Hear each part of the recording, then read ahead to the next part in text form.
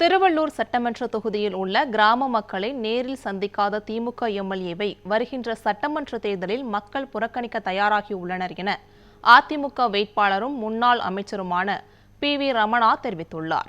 அவருடன் நமது செய்தியாளர் தமிழன் நடத்திய கலந்துரையாடலை தற்போது பார்க்கலாம்.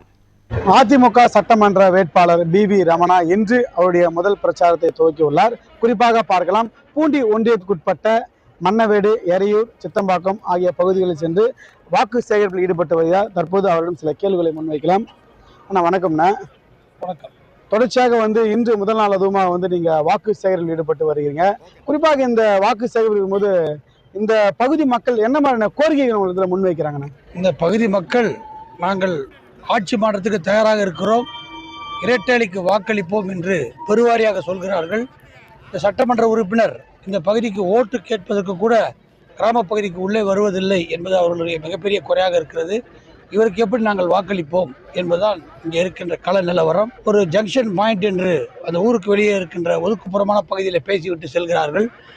வாக்கு கேட்பதற்கு ஊருக்கு வர முடியாதவர்கள் எப்படி இந்த ஊருக்கு நன்மை செய்வார்கள் என்பதுதான் இங்கே மக்களுடைய கேள்வியாக இருக்கிறது. மின்சாரம் இல்லை என்பது எவ்வளவு மோசமான சூழ்நிலை என்பதை இந்த ஆட்சியாளர்கள் நிரூபித்துக் கொண்டிருக்கிறார்கள்.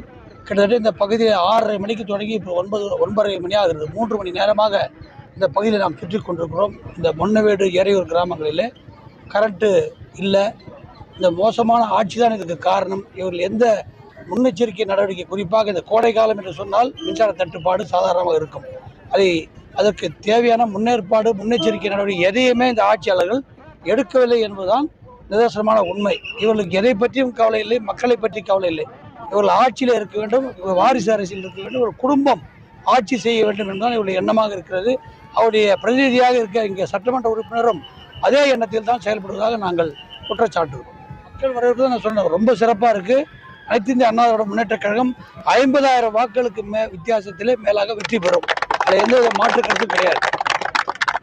நிச்சயமாக பார்க்கலாம், 50,000க்கும் வாக்குக்கு மேலே வித்தியாசத்தில் வெற்றி பெறுவோம் என்று உறுதியளிக்கிறார். தமிழ் நியூஸ் 7 தமிழ், திருவள்ளூர்.